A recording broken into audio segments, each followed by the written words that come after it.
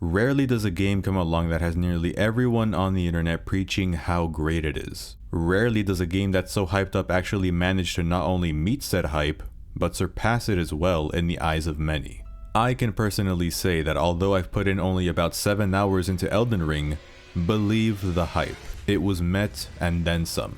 And right now all I can think about is how I want to get this script done so I can jump back in and keep playing. For those of you that are unaware, Elden Ring is the latest in From Software's immensely popular Soulsborne lineup of games. These titles are infamous due to their punishing difficulty, but beneath the surface they are games that hold some of the best design, game mechanics, and fantasy worlds in the medium. These are the things that help the series attract such a large fan base. They're what I love the most when I played my first Souls game a little over a year ago, the Demon's Souls remake on the PS5.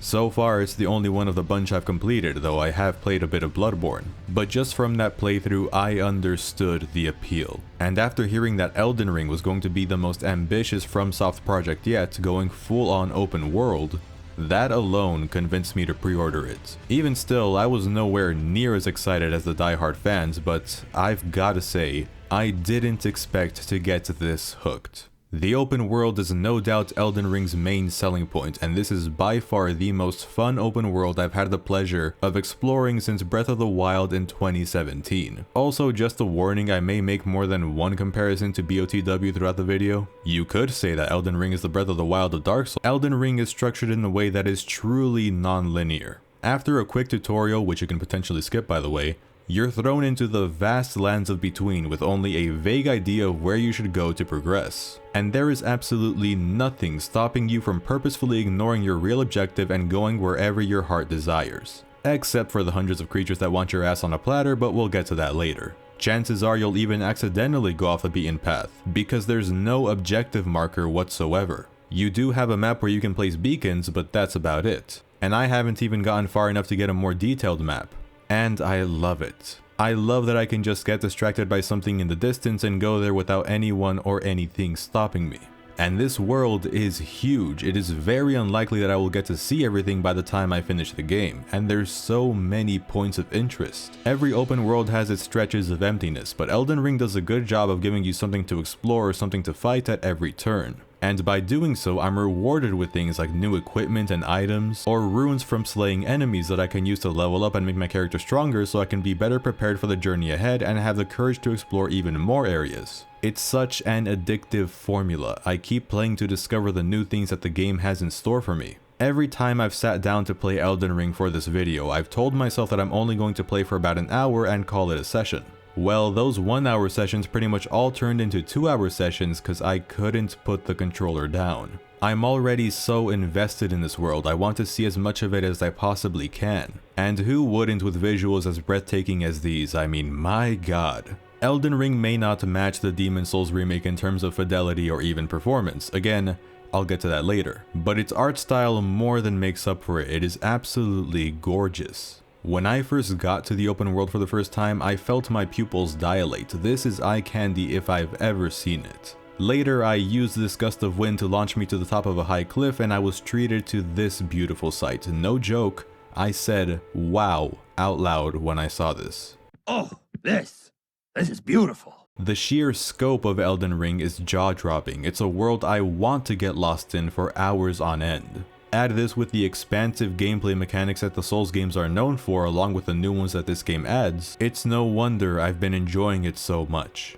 The gameplay is probably the best it's been. I say probably because, as I mentioned, I've only finished Demon's Souls. If you're familiar with the past games, you already know what to expect. Elden Ring is just as punishing as its predecessors. Every encounter is like a puzzle you have to solve. When you put the pieces together, learn your opponent's attack patterns, find openings to attack. It is immensely satisfying. And I've always admired how the combat requires you to be patient. Rushing in, swinging will only get you killed harder than the guy Nintendo killed for leaking the Switch 2. The awesome thing about Soulsborne is that you have a lot of flexibility in how you want to play the game. There are many different playstyles to choose from that open up different strategies for encounters. Because I went with a dexterity focused melee build when I played Demon's Souls, I decided to go with a mage build for this game. Despite being able to attack from a long range, I've died plenty of times. Focusing on leveling up my mind and intelligence stats leaves me with not a lot of health and sponge-like levels of defense. One wrong move and I'm pretty much toast, and I've made plenty of wrong moves.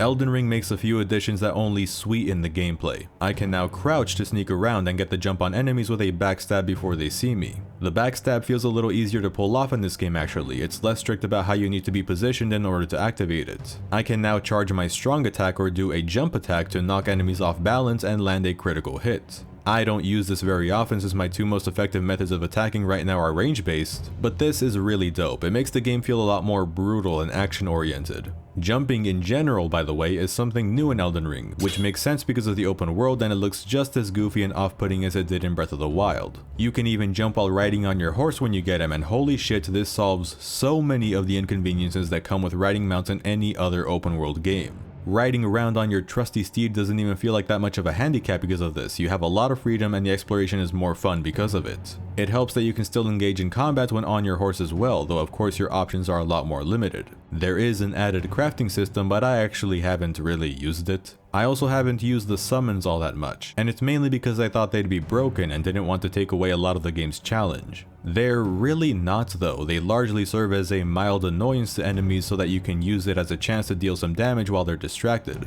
I'm gonna use them more often now that I know this, and definitely when I actually get to fight a real boss. Yeah, this game is so open that I've strayed from my intended destination so much that I've managed to clock in several hours without seeing a single boss. And I'm not counting the one from the prologue or the asshole that hits like a truck right in front of the starting area. What is this, Xenoblade? Or the couple of mini bosses I've fought in the dungeons I've gone through. The dungeons are more what you'd expect from classic Souls level design, by the way. Too bad the ones I've come across contain these irritating imps that like to hide and ambush you when you aren't paying attention. I hate those things. Anyways, yeah, I was wondering where the hell the first boss was. I was pretty sure I was going where I needed to go after wandering around for a couple of hours. Turns out I managed to skip the first main boss entirely and ended up in some other area on the map after being transported by this weird teleporter. When I found this out, I couldn't help but smile. That's incredible that I was able to even do such a thing without knowing. And if it wasn't for the fact that I was making this video, it would have taken me even longer to find out. I only wanted to have some sort of explanation for you guys as to why I hadn't slain a single boss.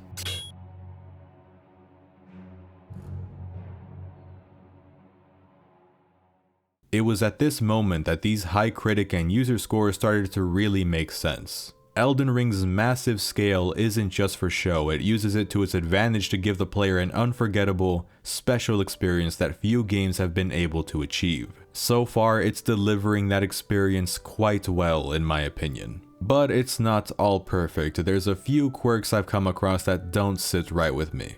I still haven't gotten entirely used to the controls. These games are packed with so many items and abilities, and Elden Ring only adds to the list. So actions such as two-handing your weapon and even getting off your horse are awkward. Really, it took me a good couple of seconds to figure out how to dismount from the horse, and I was afraid to carelessly press a bunch of buttons to see which one worked out of fear of wasting a valuable item. It's L3 by the way, it's really weird. I had some issues with the lock-on every now and then, it just wouldn't work sometimes. Maybe I have to be closer to the enemy, but there was at least once where it almost got me killed. Performance has been a mixed bag. It's well known at this point that Elden Ring isn't as optimized as it should be. I've heard it's quite rough on the PC. I'm playing the PS5 version in performance mode. Frame rates while traversing the open world seem to hover around 50 FPS, maybe lower in some cases, and it tends to fluctuate, creating a stuttery picture in brief intervals on rare occasions. It's not the worst I've seen, but far from ideal. If you plan on playing on the PS5, get the PS4 version. I've heard that's the only version that can manage a locked 60 FPS due to the lowered graphics settings. Pretty silly if you ask me. Hopefully this is addressed in an update. My next points aren't necessarily complaints, just some quick things I want to talk about. I haven't mentioned the story because honestly, I don't care for it. Personally, that's not why I want to play Souls games. I play them strictly for the gameplay. It is so engaging that it is enough for me. But Elden Ring does put a bit more effort into actually integrating some story cutscenes as you play. It's nothing amazing from what I've seen, but I found it interesting enough to point out. If any of you who have played the game are wondering, yes, I did hug the woman at the round table hold, and no, I didn't know that she gives a debuff until many hours later. All I wanted was a hug. The character customization is overwhelming, but in a good way if you're into this kind of stuff. Me, I'd rather just get into the game as soon as I can instead of spending hours tuning the appearance of my avatar whose looks I'll hardly pay attention to since I'll be too busy being decorated with arrows. Lastly, I really like this game as I've said, and I think it deserves the praise it's been getting. But if you're interested in trying it out, be mindful that this is a Souls game. Some of you may be thinking, well, no shit, but I think it's important to address it. There's a lot of buzz surrounding Elden Ring. People who've never heard of or have very little knowledge of the Souls franchise may want to check it out. Even people who played a Souls game before but didn't really like it may be drawn by the good word of mouth. But don't kid yourself even for a second. Elden Ring is a Souls game through and through. For newcomers, it isn't very forgiving. It provides a challenge that I believe is fair for the most part, but you have to be patient and prepared to commit a lot of time to learning the mechanics. If that's something you're okay with, by all means go for it. This might just become one of your new favorite games. For those who've tried out and weren't impressed by the Souls games but are attracted by the open world aspect and how a lot of folks are calling Elden Ring a masterpiece, it certainly nails the open world, but unless that's specifically what you've been waiting for from a Souls game, I don't know if this game will change your mind. And if you still think that this game is a big departure and aren't convinced that it is still Soulsborne at its core,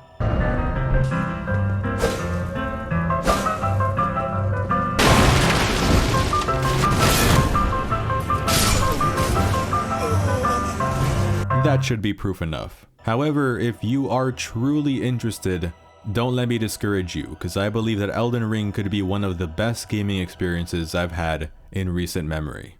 The last time I played a game that has sucked me in this much was when I played Final Fantasy VII Remake. Before that, it was Breath of the Wild, and only Breath of the Wild did so for reasons that don't involve nostalgia and fan service. First impressions are extremely strong for this one. It is definitely something I'm going to keep playing in my free time, and what amazes me is I'm sure I've only just barely scratched the surface on what it has to offer. Now if you don't mind, I'm gonna play a bit more Elden Ring, and then get to work on the DKC2 review. Until next time, be safe, take care, I hope you enjoyed the video, and thank you for watching.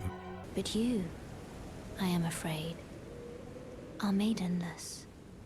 Did she just say I have no bitch?